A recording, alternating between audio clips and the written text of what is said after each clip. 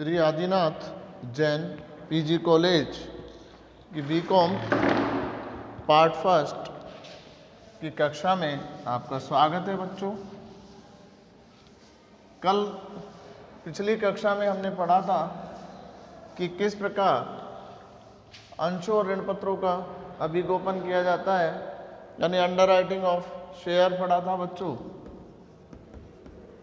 तो उससे संबंधित क्वेश्चंस आपको कराए थे बच्चों, वो आपने कर लिए होंगे।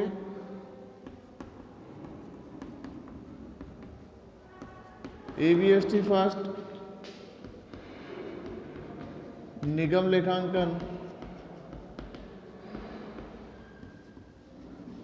Corporate accounting. तो देखिए बच्चों, निगम लेखांकन में आज हम नया टॉपिक स्टार्ट करेंगे बच्चों, व्यापार क्रय एवं अभिगोपन।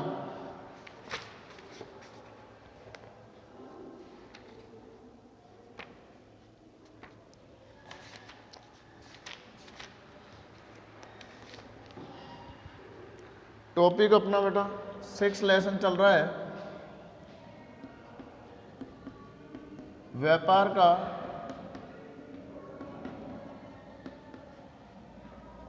अधिग्रहण एवं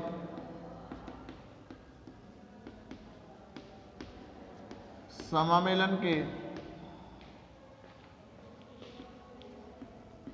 पूर्व के लाभ।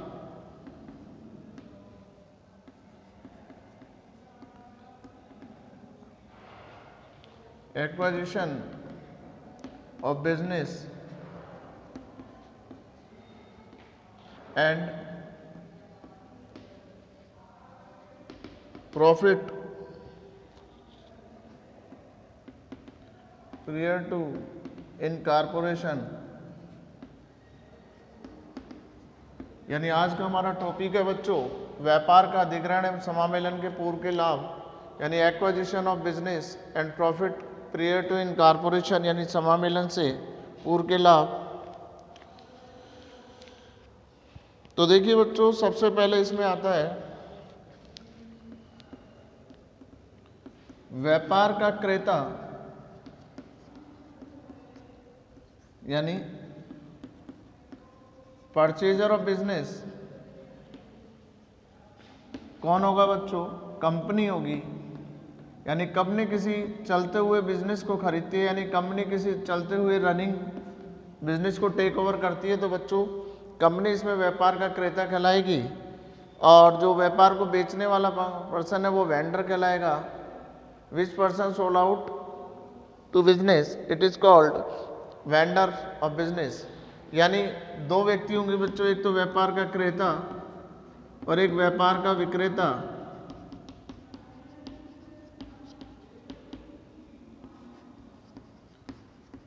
Vendor of business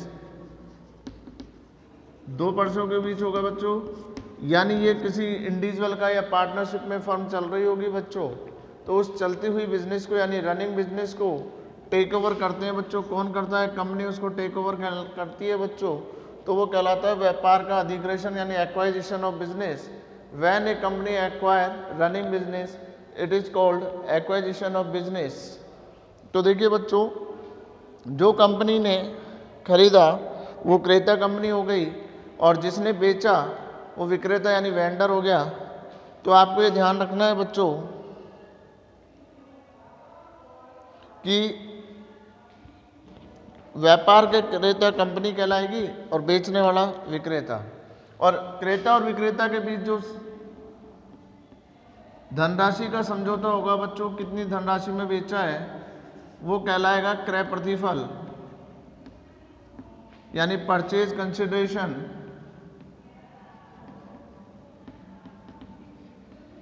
purchase consideration होगा बच्चों, जो व्यापार का क्रेता कितने रुपए में उस बिजनेस को खरीद रहा है वो उसका क्रय प्रतिफल कहलाएगा।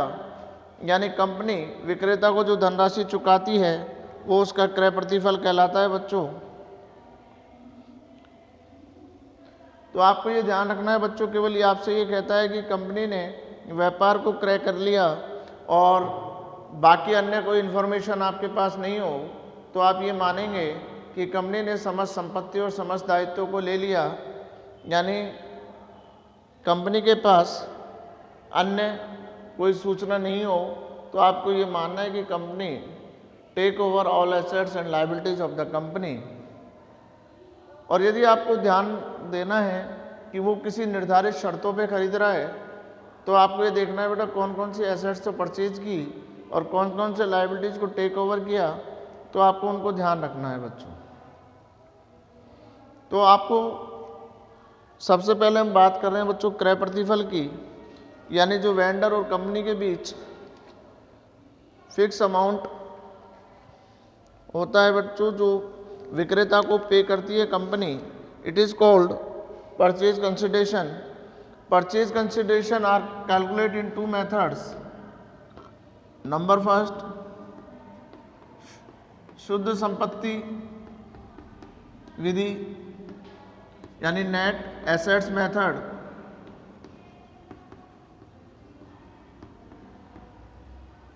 और दूसरा मेथड होता है बेटा शुद्ध भुगतान विधि। तो क्रय प्रतिफल का भुगतान 2 विधि से होता है बच्चों, एक तो नेट एसेट्स मेथड से और सेकंड होता है बच्चों नेट पेमेंट मेथड से। तो ये किसके अकॉर्डिंग होगा बच्चों, ये दोनों के बीच तय होगा पहले कि किसके अकॉर्डिंग होगा, यानी क्वेश्चन को आप सॉल्व करें उससे पहले आपको क्या तय करना है बच्चों, क्रय प्रतिफल ध्यान देना है। क्वेश्चन में गिवन हो तो अच्छी बात है, अदरवाइज हमको कैलकुलेट करना पड़ेगा बच्चों। कैलकुलेट कैसे करेंगे, यानी आपको जो लमसम अमाउंट तय होता है वो तो नेट पेमेंट मेथड हो गया बच्चों, यानी कितना भुगतान किया। तो इसमें अपन सबसे पहले बात करें बच्चों नेट एसेट्स मेथड से। अगर आपको कैलकुलेट करना हो तो किस तरीके से करेंगे, calculation of purchase consideration, PC बोलेंगे बच्चों शॉर्ट में परचेज कंसिडरेशन को, यानी हम गणना करना सीख रहे हैं किसकी, क्रय प्रतिफल की, according to net assets method. तो शुद्ध संपत्ति विधि से क्रय प्रतिफल की गणना करना सीख रहे हैं बच्चों। तो किस प्रकार से करेंगे, सबसे पहले अपन लेंगे बेटा present value of fix assets, फिर इसमें ऐड करेंगे बेटा present value of current assets,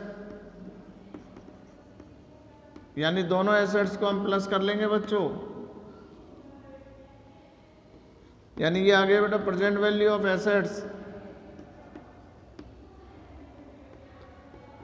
इसमें से लेस करेंगे बच्चों outside liabilities.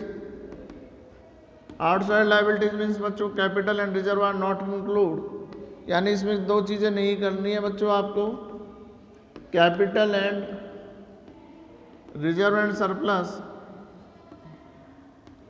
Are not included,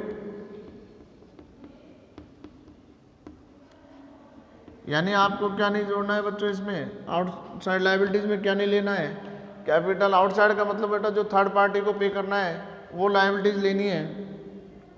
तो इसके बाद हमारे आ जाता है बच्चों नेट एसेट्स। अगर कोई गुडविल वगैरह है तो बच्चों वहीं एसेट्स के साथ ही ऐड हो जाएगा। तो आपको ध्यान रखना है बेटा नेट एसेट्स जो आती है यही हमारा क्या कहलाता है बच्चों, परचेज कंसिडरेशन। अगर हम कर रहे हैं नेट एसेट्स मेथड से तो कैलकुलेशन ऑफ परचेज कंसिडरेशन किस मेथड से कैलकुलेट करेंगे बच्चों, सबसे पहले आपको स्थायी संपत्तियों का वर्तमान मूल्य लेना है, यानी present value of fix assets. उसके बाद आपको लेना है बच्चों present value of current assets, यानी चालू संपत्तियों का मूल्य।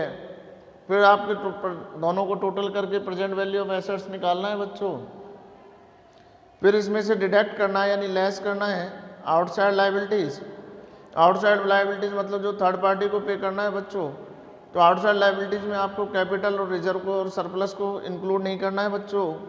तो आपके पास जो नेट एसेट्स आएगी वही आपका परचेज कंसिडरेशन कहलाएगा बच्चों।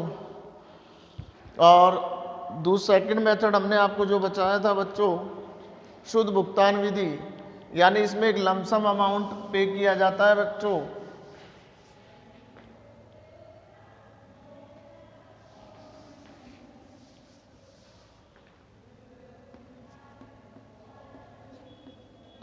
शुद्ध भुगतान विधि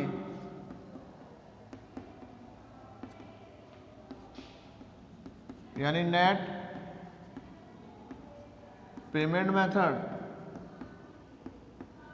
तो इस विधि में आपको क्या करना है बच्चों, जो जो आप पेमेंट कर रहे हो उनको ऐड करना है। पेमेंट में क्या करेगी बच्चों कंपनी, या तो इक्विटी शेयर कैपिटल देगी या प्रेफरेंस शेयर कैपिटल देगी बच्चों, या डिवेंचर्स, बैंक या कैश जो पे कर रहे हैं। तो ये जो पेमेंट के मेथड है बच्चों, या तो परचेज कंसिडरेशन को जो पे करेगी तो या तो इक्विटी शेयर में या प्रेफरेंस शेयर में या डिवेंचर्स में या बैंक में, और या सिक्योरिटी प्रीमियम पे इशू कर रहा है तो सिक्योरिटी प्रीमियम भी ऐड हो जाएगा बच्चों। तो ये नेट पेमेंट हो जाएगा। जो नेट पेमेंट होगा बच्चों वही आपका परचेज कंसिडरेशन होगा। क्लियर बच्चों। तो दो मेथड से करते हैं बच्चों परचेज कंसिडरेशन, या तो आप नेट एसेट्स मेथड से कैलकुलेट करोगे या नेट पेमेंट मेथड से करोगे। अब आता है बच्चों, अगर आपने नेट पेमेंट कर दिया फिर भी आपको नेट एसेट्स तो कैलकुलेट करनी होंगी बच्चों। हमको ये चेक करना होगा कि हमने एक्स्ट्रा पेमेंट कर दिया या पेमेंट कम किया, यानी ये तो हमको देखना ही पड़ेगा कि हमने एक्स्ट्रा पेमेंट किया या कम पेमेंट किया। तो इसके लिए आपको ध्यान रखना है बच्चों, अगर एक्स्ट्रा पेमेंट हो गया तो वो जाएगा बच्चों किसमें, गुडविल में ट्रांसफर होगा, यानी purchase consideration minus net assets.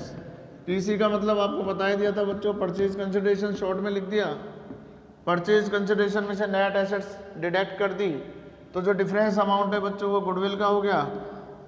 और बाई चांस नेट एसेट्स ज़्यादा हुई तो बच्चों कंपनी को फ़ायदा हुआ तो कैपिटल रिजर्व में डालोगे, यानी नेट एसेट्स में से हम डिडक्ट कर देंगे परचेज कंसिडरेशन, तो हमारे पास आ जाएगा बच्चों कैपिटल रिजर्व। यानी एक्स्ट्रा पेमेंट कर दिया तो वो हो गया बच्चों ख्याति का यानी गुडविल का, क्रय प्रतिफल से ज़्यादा दिया और शुद्ध संपत्ति कम है तो डिफरेंस अमाउंट आप ट्रांसफर करेंगे बच्चों गुडविल में।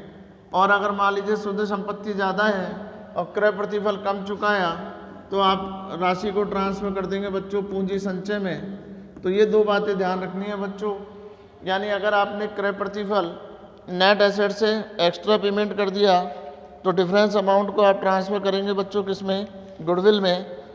और अगर कम पेमेंट किया है, नेट एसेट्स की वैल्यू ज़्यादा है बच्चों और परचेज कंसिडरेशन कम है तो आप ट्रांसफ़र करेंगे कैपिटल रिजर्व में। तो देखिए बच्चों ये था क्रय प्रतिफल, यानी जो दोनों के बीच तय होता है क्रेता और विक्रेता के बीच, और उसका जब हम भुगतान करते हैं तो या तो गुडविल होगा या कैपिटल रिजर्व। और purchase consideration are calculate in two methods, net payment method and net assets method. अगला हेडिंग अब इसमें बात कर रहे हैं बच्चों व्यापार क्रय करने पर, व्यापार क्रय करने पर क्रेता कंपनी की पुस्तकों में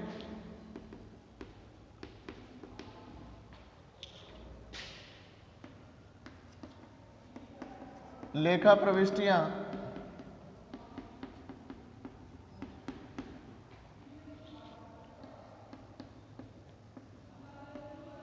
journal entries in the book of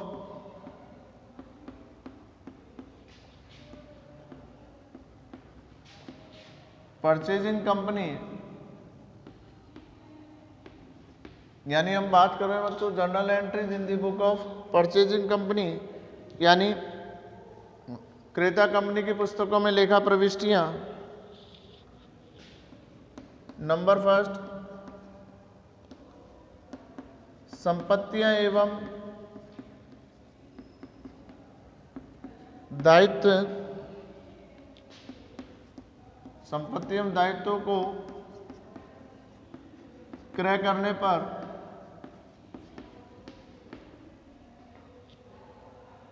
when assets and liabilities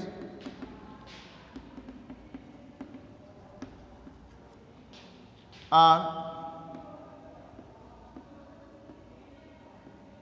purchased। तो देखिए बच्चों, वाट्स कम डेबिट, तो एसेट्स आ रही है बच्चों, वाट्स कम डेबिट यानी संपत्ति जो आ रही है उनको डेबिट कीजिए।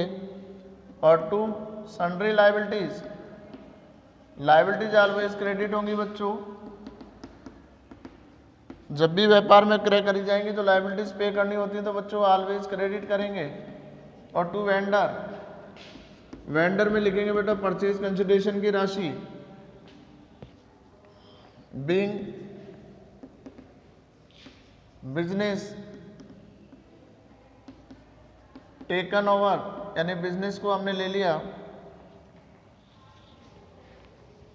तो इसमें ध्यान रखना है बच्चों, अगर क्रेडिट एक्स्ट्रा हुआ तो यहाँ गुडविल को ट्रांसफर करना है, और एसेट्स एक्स्ट्रा हुई तो हमको किसको ट्रांसफर करना है बच्चों, कैपिटल रिजर्व में। ये ध्यान रखना है बच्चों।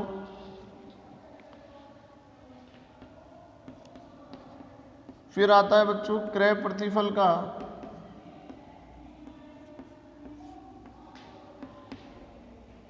भुगतान करने पर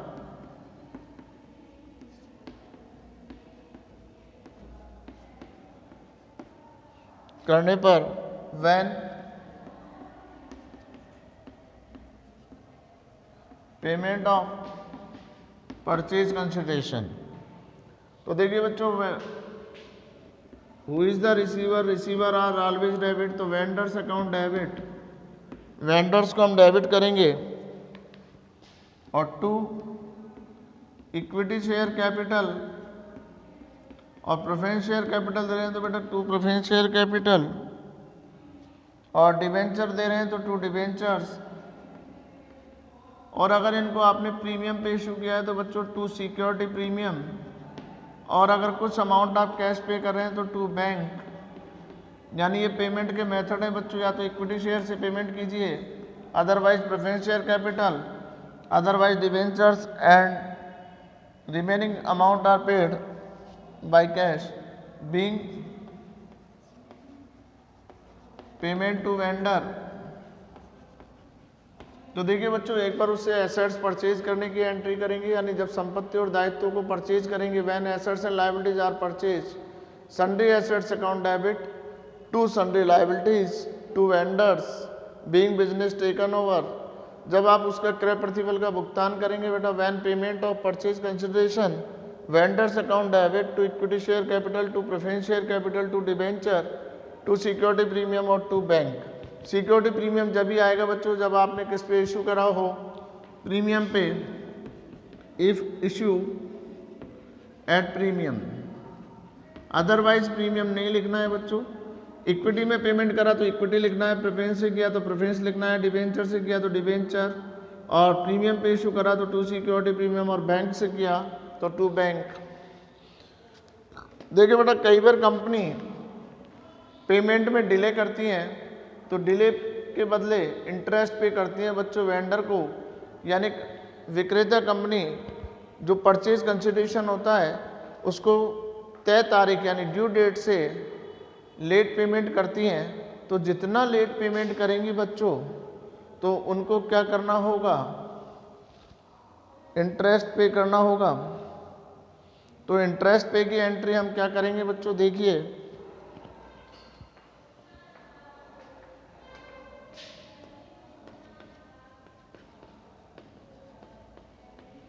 विक्रेता को ब्याज की राशि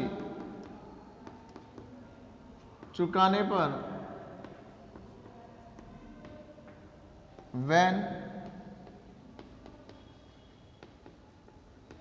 interest amount paid to vendors देखिए बच्चों, डिले पेमेंट करने पे क्या पे करना पड़ेगा आपको? इंटरेस्ट पे करना पड़ेगा। तो इंटरेस्ट कंपनी के लिए खर्चा होगा बेटा, एक्सपेंसेस आर ऑलवेज डेबिट। तो interest on vendors account debit, यानी खर्चे को हमने डेबिट किया, interest to vendor account debit to bank account being interest pay to vendor, यानी किसको पे कर दिया बच्चों हमने?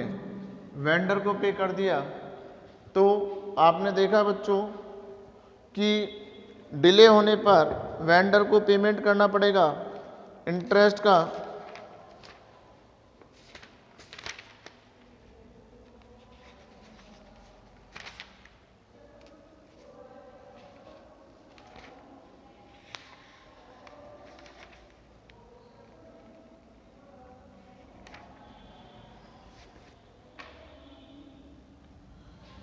तो देखिए बच्चों, जब भी बिजनेस को, किसी को रनिंग बिजनेस को टेक ओवर किया जाएगा, it is called acquisition of business. And acquisition of business time के समय प्रविष्टि करेंगे सबसे पहले, यानी जब बिजनेस को खरीदेंगे बेटा, जब when business taken over all assets are debit all liabilities are credit और टू वेंडर, वेंडर में आप डालेंगे बच्चों परचेज कंसिडरेशन का अमाउंट, नरेशन लिख देंगे बच्चों बीइंग बिजनेस टेकन ओवर, जब क्रय प्रतिफल का भुगतान करेंगे यानी when payment of purchase consideration, vendor account debit, equity share दे रहे हैं तो बच्चों to equity share capital, preference में पे कर रहे हैं तो to preference share capital, debenture में पे कर रहे हैं तो टू डिबेंचर, और सिक्योरिटी प्रीमियम में कर रहे हैं तो टू सिक्योरिटी प्रीमियम, और कैश कर रहे हैं तो टू बैंक। और विक्रेता को ब्याज की राशि जब चुकाएंगे यानी when interest amount pay to vendors, तो डिले होने पर क्या लिखेंगे बच्चों? Interest to vendor account debit to bank being interest pay to vendor. तो देखिए बच्चों, 3 एंट्री करती हैं इसके कंपनियां, इसके अलावा जो इशू ऑफ शेयर की होगी बच्चों वो तो करनी है, जो आप 12th में और फर्स्ट चैप्टर में पढ़ चुके, यानी कंपनी अंशों का जो इशू करेगी बच्चों उसकी भी प्रविष्टि हमको करनी होगी, यानी वो तो करनी है बच्चों इशू ऑफ शेयर की। अगला टॉपिक आता है बच्चों कंपनी द्वारा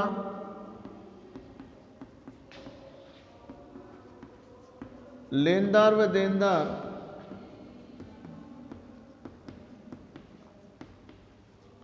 ना लेने पर, यानी कंपनी जब लेनदार और देनदार को नहीं लेती है तो क्या करते हैं बेटा? Creditors and debtors not taken over by company। देखिए बच्चों, कई बार अपन जो नगद और उधार बेचते हैं तो नगद तो हम तुरंत ले लेते हैं, लेकिन उधार जो बेचेंगे बच्चों यानी क्रेडिट सेल आउट और क्रेडिट परचेज हम अपने मिलने वालों से करते हैं। मिलने वालों से मतलब जिनको हम जानते हैं बच्चों, उन्हीं से हम समझौता करते हैं। तो कई बार कंपनी वेंडर के डेटर्स और क्रेडिटर्स को नहीं लेती है बच्चों, तो अब लेगी नहीं तो वो पेमेंट तो वहीं उसी बिजनेस के स्थान पे करने आएंगे। तो कंपनी के और वेंडर के बीच एक समझौता होता है, यानी एक एग्रीमेंट होता है कि आप हमारे बिहाव पे अगर कोई पेमेंट करने आ रहा है या कोई पेमेंट मांगने आ रहा है तो आप पेमेंट कर दीजिए। तो वेंडर के बिहाव पे कंपनी पे करती है बच्चों। किसको पे करती है? लेनदार को। किसको पे करेगी? लेनदार को। और देनदार से कलेक्शन कर लेगी बच्चों, यानी क्रेडिटर्स को तो पेमेंट कर देगी कंपनी और डेटर से कलेक्शन कर लेगी। तो इसके एवज में यानी इस वर्क के बदले कंपनी को कमीशन रिसीव्ड होगा बच्चों, यानी जो डेटर्स और क्रेडिटर्स से कलेक्शन करने का कार्य कंपनी करेगी तो कंपनी को क्या मिलेगा बच्चों? कमीशन मिलेगा। तो कंपनी कमीशन बेस पे ये बात के लिए एग्री हो जाती है कि वेंडर के जो डेटर्स और क्रेडिटर हैं उनसे समझौता करके पैसा लेना और देने को एग्री हो जाती है। तो जब कंपनी डेटर्स और क्रेडिटर को लेगी नहीं बच्चों, तो किस प्रकार एंट्री करेंगे? तो अकाउंटिंग किस तरह से करेंगे बेटा? कंपनी पुस्तकों में, यानी देनदार और प्राप्य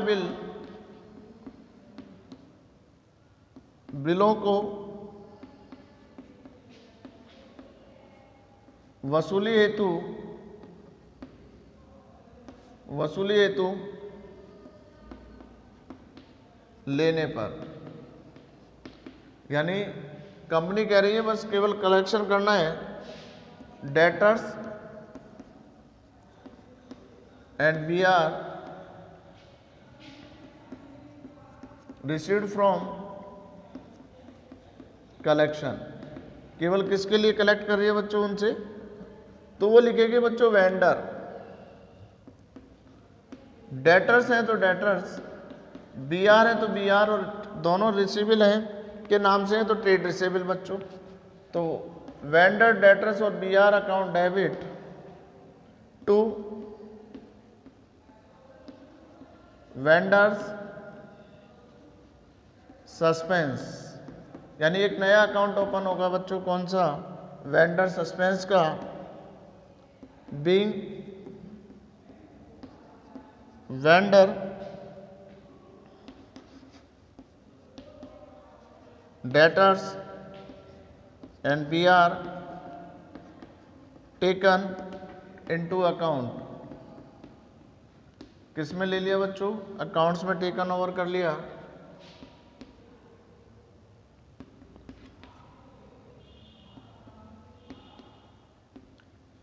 लेनदारों और देय बिलों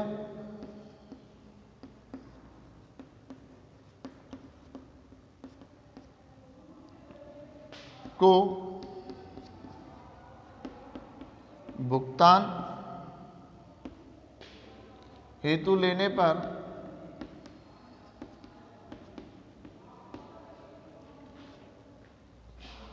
तो वेंडर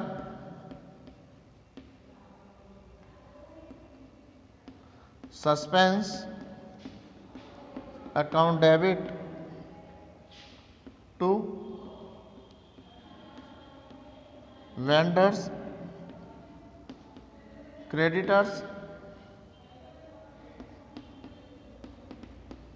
या बिल्स पेबल, बीपी यानी जिसको बोलते हैं बच्चों अकाउंट, यानी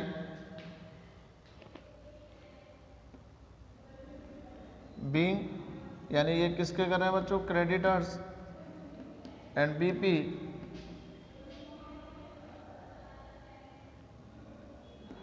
फॉर पेमेंट। तो देखिए बच्चों, vendor suspense account debit to vendor creditor and BP account being vendors creditor account, creditor या बीपी टेकन इनटू अकाउंट।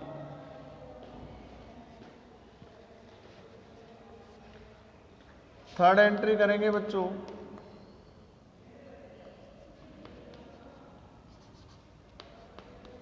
विक्रेता देनदारों से, विक्रेता देनदारों से या प्राप्य बिलों से राशि प्राप्त होने पर, यानी when amount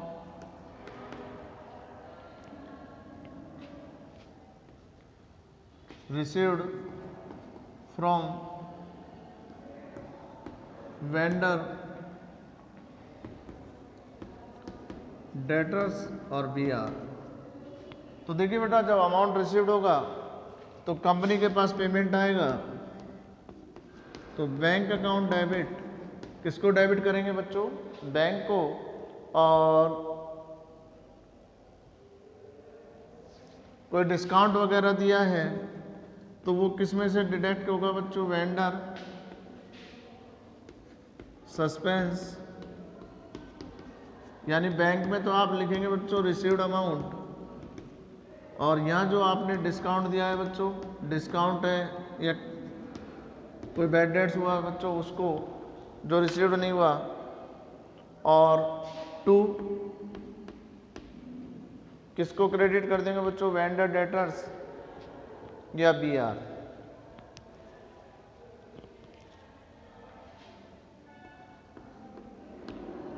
to vendors debtors या B R being amount received from vendor debtors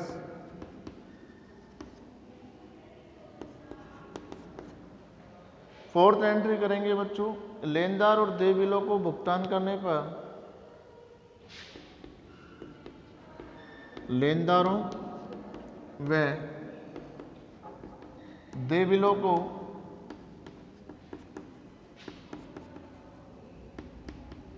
भुगतान करने पर when amount paid to creditors and BP, creditors को और बीपी को जब पेमेंट करेंगे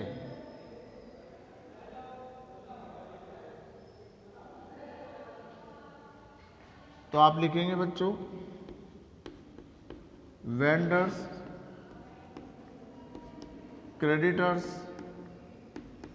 and BP account debit, vendor creditor और बीपी अकाउंट डेबिट बेटा, और पेमेंट जा रहा है तो टू बैंक, और उनसे अगर कोई छूट वगैरह डिस्काउंट मिला है तो वेंडर सस्पेंस में ट्रांसफर कर दीजिए बच्चों टू वेंडर सस्पेंस। यानी अगर उनको आपने कोई डिस्काउंट वगैरह दिया है, being amount paid to creditors and BP. देखिए बच्चों, ये चार एंट्री मेन हो गई बच्चों आपकी। देनदारों से वसूली होगी तो डेटर्स बी आर वसूली के लिए लेंगे बच्चों, debtors and B R received from collection, vendor debtors and B R account debit to vendor suspense, being vendor debtors and B R taken into account. इसी प्रकार लेनदार और देय बिलों को भुगतान हेतु लेने पर, यानी being creditor and BP for payment, तो vendor suspense account debit to vendor creditor and BP account, being vendor creditor and BP taken into account.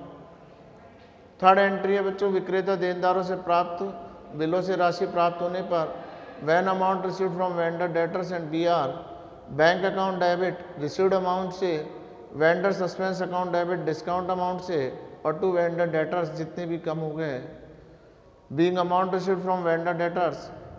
और फोर्थ एंट्री होती है बेटा लेनदार और देय बिलों को भुगतान करने पर, तो आप लिखेंगे यानी when amount paid to creditor and BP, vendor creditor and BP account debit to bank और टू वेंडर सस्पेंस। अगर डिस्काउंट दिया तो amount paid to creditor and BP. तो देखिए बच्चों, एक बार अकाउंट्स में लेने की करेंगे और एक बार हम इनको पेड करने के लिए एंट्री करेंगे। तो दोनों ये चारों एंट्री आपको समझ में आ गई बच्चों, और अपने नोटबुक में इनको नोटेड कर लें।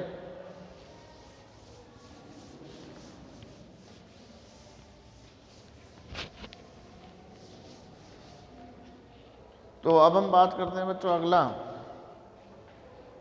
Fifth entry.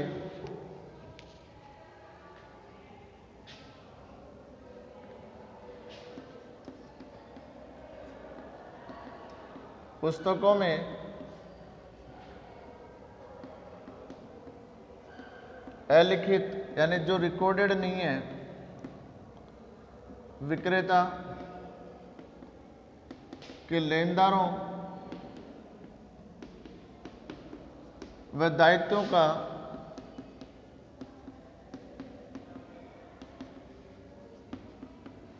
भुगतान करने पर, यानी कई बार इंटरेस्ट पे करना हो जाता है बच्चों क्रेडिटर को, यानी unrecorded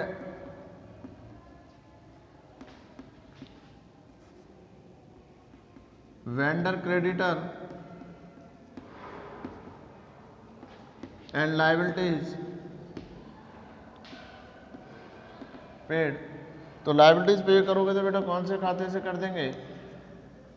vendor suspense account debit to bank, vendor suspense account debit to bank being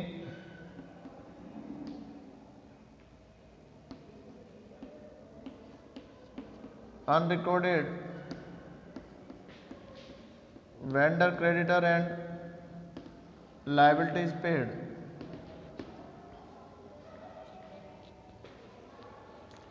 six होता है बच्चों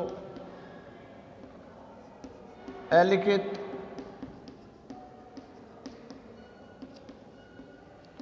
देनदारों से भुगतान प्राप्त होने पर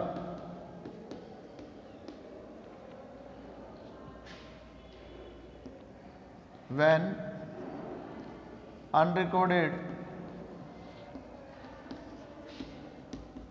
debtors amount received। अनरिकॉर्डेड से बेटा रिसीव्ड हो जाएगी तो आप लिखेंगे पेमेंट आएगा तो bank account debit to vendor suspense,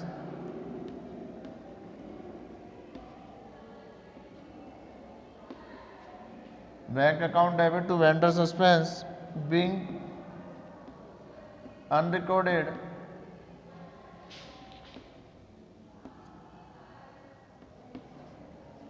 debtors amount received।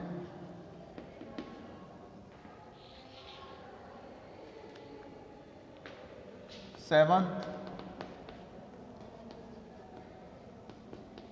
निर्धारित कमीशन दे होने पर, यानी एग्रीड कमीशन ड्यू होगा बच्चों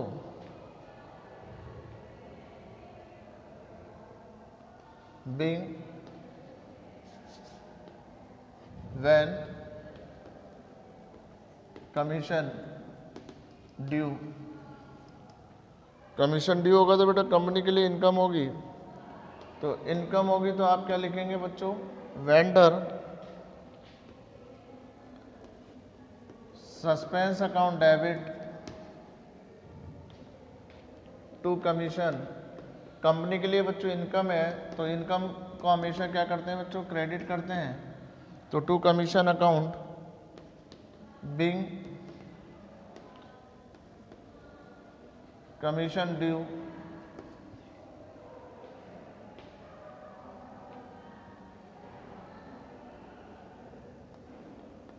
एट्थ एंट्री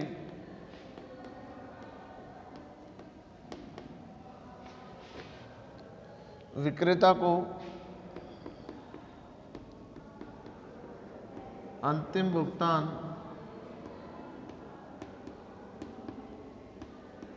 करने पर when फाइनल पेमेंट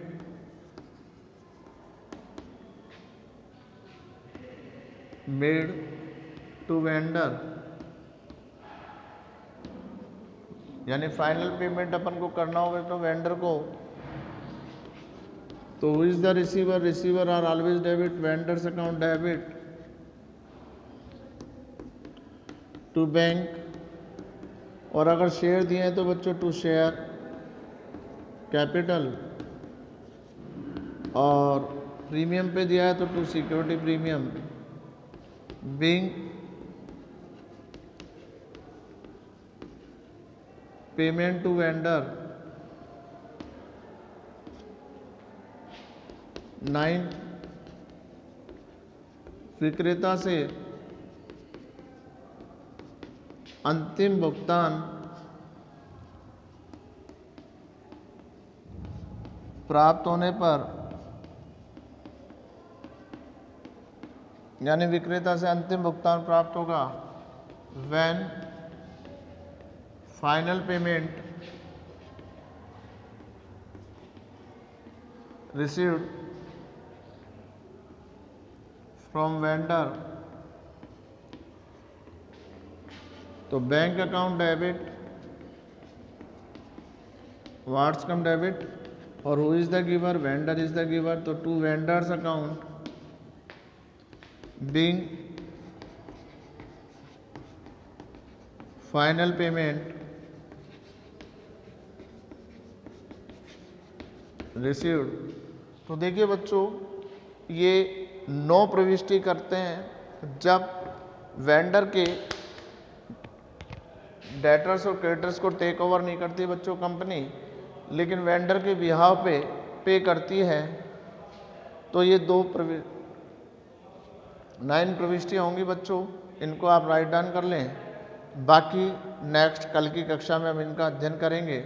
यानी इसका दूसरा विकल्प और होता है बच्चों, यानी विकल्प मेथड से भी हम प्रविष्टि कर सकते हैं।